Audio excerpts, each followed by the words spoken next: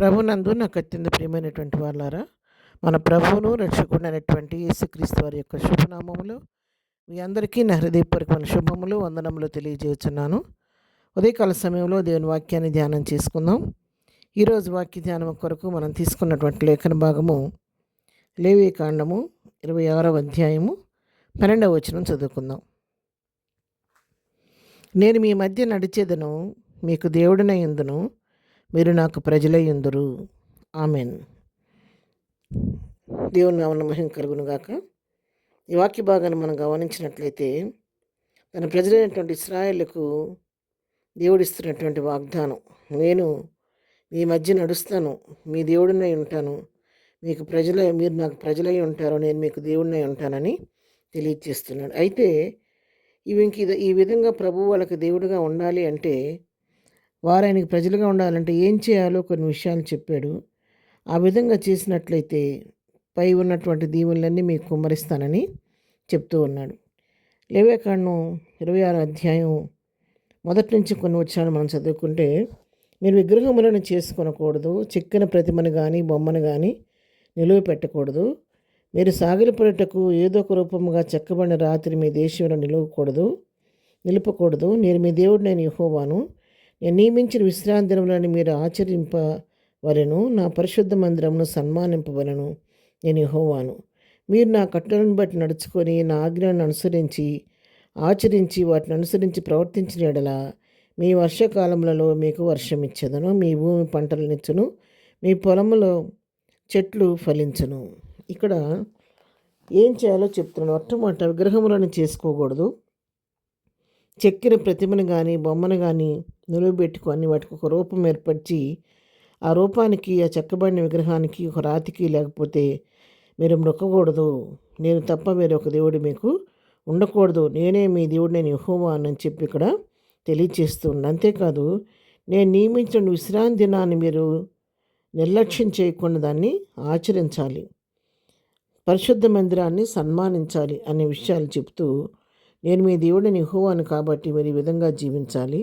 ఇంకా ఏం చెప్తున్నా అంటే, మీరు నా కట్టడలను బట్టి నడుచుకుంటే, నా ఆజ్ఞలను ఆచరించి వాటిని అనుసరించి ప్రవర్తిస్తే అప్పుడు మీ జీవితంలో నేను అద్భుతాలు చేస్తాను, మీ వర్షాకాలంలో మీకు వర్షం ఇస్తాను, మీ భూమి పంటలు ఇస్తాయి, మీ పొలంలో చెట్లు ఫలిస్తాయి, మీ ద్రాక్ష పండ్లు కాలంలో మార్పు లేకుండా చక్కని పండ్లు మీకు ఇస్తాయి, మీరు తృప్తిగా తిని మీ దేశం నిర్భంగా నివసిస్తారని అనేక విషయాలు చెప్పుకుంటూ వస్తూ ఈ 12వ వచనంలో అంటాడు కదా, మీరు ఆ విధంగా జీవించినట్లయితే నేను మీ మధ్యనే సంచరిస్తాను, మీ మధ్య నడుస్తాను, నేను మీకు దేవుడిగా ఉంటాను, మీరు నాకు ప్రజలై యుందురు అని ఇక్కడ తన ప్రజలతో దేవుడు ఒక నిబంధన చేసుకుంటున్నాడు.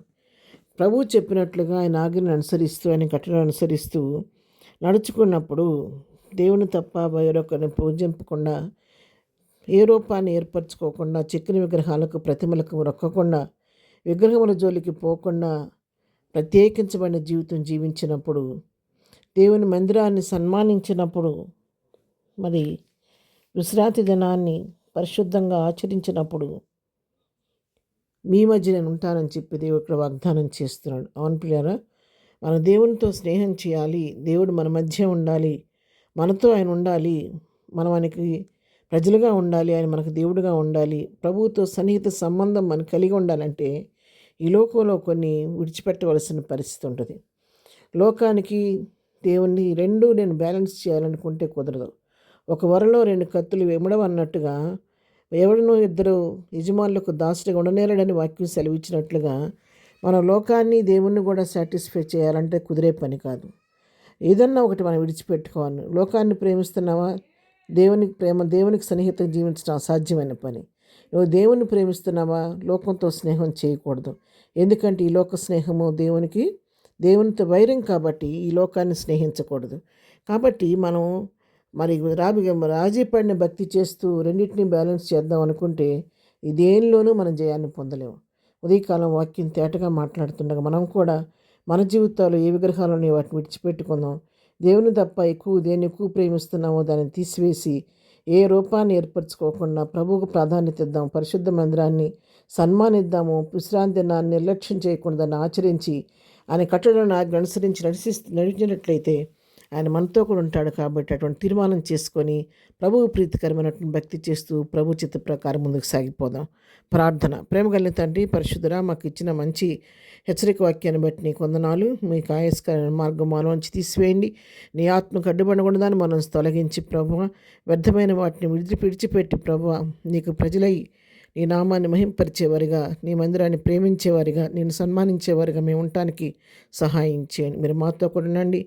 నీ ప్రజలుగా మేము ఉండటానికి కృప చూపించండి. దినం మేము చేయి పని పాటలు రాకపోకలు క్షేమం దయచేయండి. దిన బర్త్డే మ్యారేజ్ చేసిన బిడ్డలను దీవించి ఆశీర్వదించమని యేసునామములో ప్రార్థించడి పొందుకొని ఉన్నాము తండ్రి. ఆమెన్.